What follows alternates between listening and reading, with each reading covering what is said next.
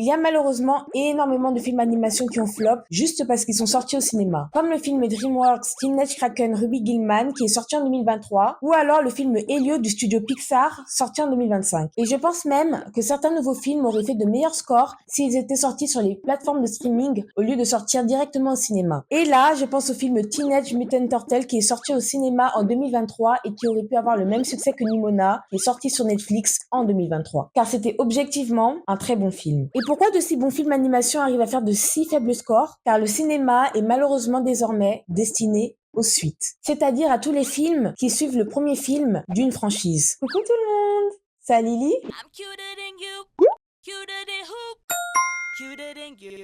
Et un des réalisateurs du film K-pop Demon Hunters a affirmé que le film n'aurait pas eu énormément de succès s'il était sorti au cinéma et pas sur les plateformes de streaming. Et je suis totalement d'accord avec lui. Et je vais vous dire pourquoi. Car aujourd'hui, les êtres humains n'ont plus ce réflexe et cet intérêt à s'intéresser à ce que proposent les cinémas, car ils ont maintenant à domicile accès à un catalogue énorme de films et diversifié. Pour un catalogue énorme de films, les êtres humains ont un prix abordable sur 30 jours et peuvent désormais contrôler leurs séances. C'est-à-dire commencer le film quand ils veulent, le mettre sur pause quand ils veulent, ou juste stopper le film quand ils veulent. Ce qu'ils ne peuvent certainement pas se permettre au cinéma. Et surtout, grâce aux plateformes de streaming, les spectateurs ne ressentent pas potentiellement ce sentiment d'avoir gâché de l'argent sur un film qu'ils n'ont pas aimé. C'est un peu malheureux à dire, mais je pense que le seul moyen de remplir une salle, c'est d'annoncer la suite d'une franchise que tout le monde connaît. Car les films des franchises connues arrivent à remplir les salles, pendant que les nouveaux films animation n'attirent personne. Ce qui me fait dire que de nos jours, ce serait un suicide volontaire qu'un studio sorte un nouveau film en salle de cinéma au lieu de le sortir directement sur une plateforme de streaming. Car ce serait le flop